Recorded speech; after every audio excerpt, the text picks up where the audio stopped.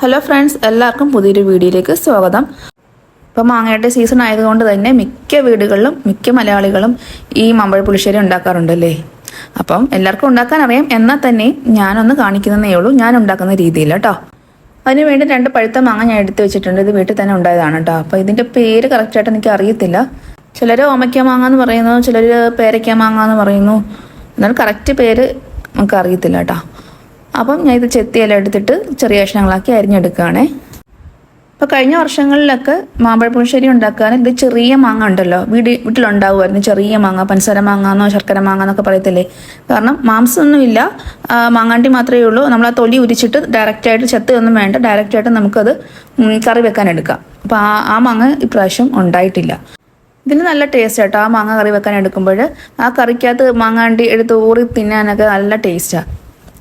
അപ്പോൾ എന്തായാലും ഇത്തവണ ഉള്ളത് കൊണ്ട് നമുക്ക് പുളിശ്ശേരി ഉണ്ടാക്കാമെന്ന് വിചാരിച്ചു. അങ്ങനെ ഞാൻ വലിയ മാങ്ങ എടുത്തതാണ്.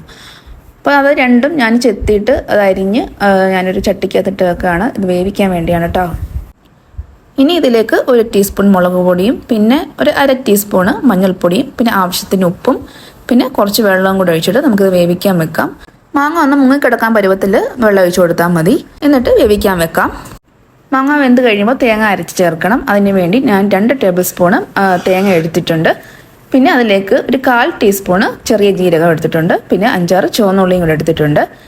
ഈ 3ഉം കൂടെ ഇട്ട് നന്നായിട്ട് കുറച്ച് വെള്ളം കൂടെ ചേർത്ത് നന്നായിട്ട് അരച്ചെടുക്കാം. മാങ്ങ എല്ലാം നന്നായിട്ട് വെന്തുടഞ്ഞ് വന്നിട്ടുണ്ട്.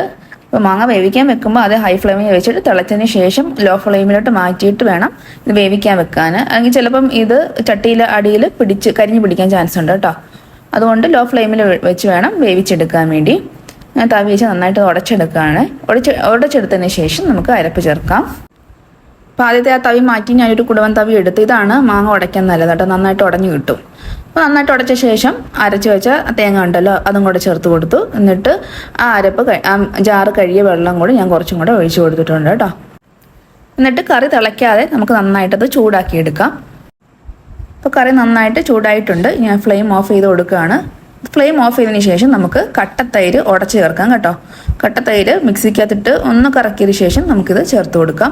അപ്പം അവരവരുടെ പുളി അനുസരിച്ച് നമുക്ക് തൈര് ചേർത്ത് കൊടുക്കാം. ഞാനിവിടെ 1 ഗ്ലാസ് തൈര് എടുത്തിട്ടുണ്ട്. അത് മിക്സിയിൽ നിന്ന് എടുത്തിട്ട് ഞാൻ ഒഴിച്ചു കൊടുക്കുകയാണ്. അതൊന്ന് ഇളക്കി യോജിപ്പിച്ചതിന് ശേഷം നമുക്ക് കടുക് താളിക്കാൻ എടുക്കാം. അപ്പോൾ താളിച്ചൊഴിക്കുന്നതിന് മുമ്പ് ഒരു ഐറ്റം കൂടി ഞാൻ ചേർക്കുന്നുണ്ട്. ഉലുവാപ്പൊടിയാണ് കേട്ടോ. ഒരു 1/4 ടീസ്പൂൺ ഉലുവാപ്പൊടിയും കൂടെ ചേർത്താൽ നല്ലൊരു ഫ്ലേവർ ആട്ടോ നമ്മുടെ ഈ കറിക്ക്, പുളിശ്ശേരിക്ക്. അപ്പോൾ ഇത് ചേർത്ത് നന്നായിട്ട് ഇളക്കി മാറ്റി വെച്ചതിന് ശേഷം നമുക്കിനി കടുക് താളിക്കാൻ വേണ്ടിയുള്ള പാത്രം ചൂടാക്കാൻ വെക്കാം. അപ്പോൾ ചൂടായ പാത്രത്തിലേക്ക് വെളിച്ചെണ്ണ ഒഴിച്ച് കൊടുക്കുകയാണ്. വെളിച്ചെണ്ണ ചൂടായ ശേഷം കുറച്ച് കടുക് ഇട്ട് പൊട്ടിക്കാം. കടുക് ഒന്ന് പൊട്ടി വരുമ്പോൾ കുറച്ച് വറ്റൽമുളക് ഇട്ട് കൊടുക്കാം. ഒരു 2-3 വറ്റൽമുളക് ഒന്ന് കീറി ഇട്ട് കൊടുക്കാം. ഇതിലേക്ക് കുറച്ച് കറിവേപ്പിലയും കൂടി ഇട്ട് കൊടുക്കാം. ഒരു 2 കറിവേപ്പില അതും കൂടെ ഇട്ട് നന്നായിട്ട് മൂപ്പിച്ച ശേഷം നമുക്ക് ഇനി കറിയിലേക്ക് ഒഴിച്ചു കൊടുക്കാം. അപ്പോൾ എൻ്റെ മാമ്പഴ പുളിശ്ശേരി ഇവിടെ റെഡി ആയിട്ടുണ്ട്. ഈ ഒരു കറിയും അതേപോലെ കൂടെ ഒരു പപ്പടം ഉണ്ടെങ്കിൽ ഊണിന് വേറെ ഒരു കറിയും നമുക്ക് തേടിപ്പോണ്ട അല്ലേ.